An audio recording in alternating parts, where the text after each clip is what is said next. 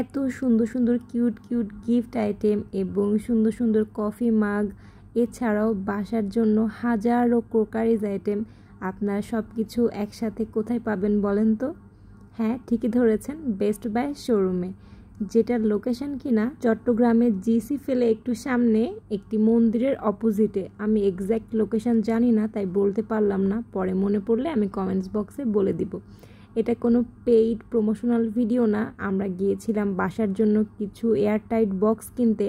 তো তাদের যে নতুন শোরুমটা ওপেন করেছে এবং এদের এত এত বেশি কালেকশন, আমার মন চাচ্ছিল বাসার জন্য আমি সব কিছু একটা একটা করে কিনে নিয়ে আসি। যদিও আমি একটা একটা করে কিনি, তবুও আমার মনে হয় ট্রাক ভর্তি করে বাসায় ফিরে আসতে হবে, কারণ তাদের এত বেশি কালেকশন ছিল, কি নেই তাদের দোকানে।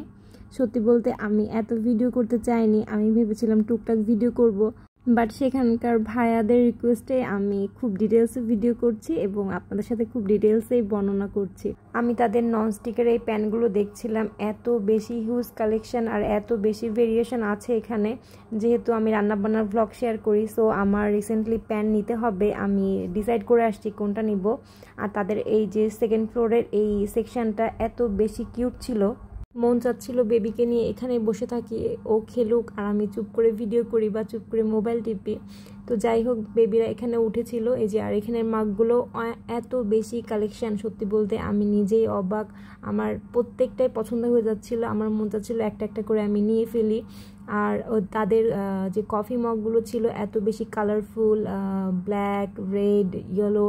আমি মগ কিন্তু খুবই পছন্দ করি এবং আমার বাসায় হিউজ কালেকশন আছে। আমি নেক্সট দিন গেলে এখান থেকে অবশ্যই 4-5টা মগ ইউনিক দেখে কিনে আনবো আমার কালেকশানে অ্যাড করার জন্য।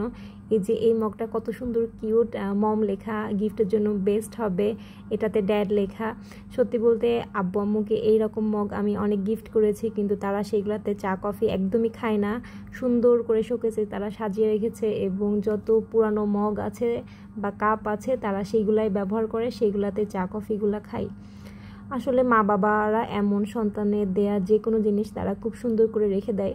এই যে এই কর্নারটা আমার খুবই পছন্দ হয়েছে। তারপর আমরা বের হয়ে গেলাম। আর এই যে আমার পিচ্চি কিন্তু স্লাইডে একটু খেলেও নিয়েছে সেই ফাঁকে আমি ভিডিও করার সময়। তারপর আমরা কিছু সময় শহরের ভিতরে আরও একটু ঘোরাঘুরি করলাম, যেহেতু আমরা সবাই কাজিনরা বের হয়েছিলাম। আমরা পেট শপে গিয়েছিলাম, সেই ভিডিওটা আমি আপনাদের সাথে শেয়ার করেছি, কেমন লেগেছে জানাতে পারেন। আর আজকের ভিডিওটা আমি আবারও বলছি, কোনো পেইড প্রমোশনাল ভিডিও না, আমি জাস্ট নিজের শখ থেকে করেছি এবং তারাও আমাকে ইন্সপায়ার করেছিল।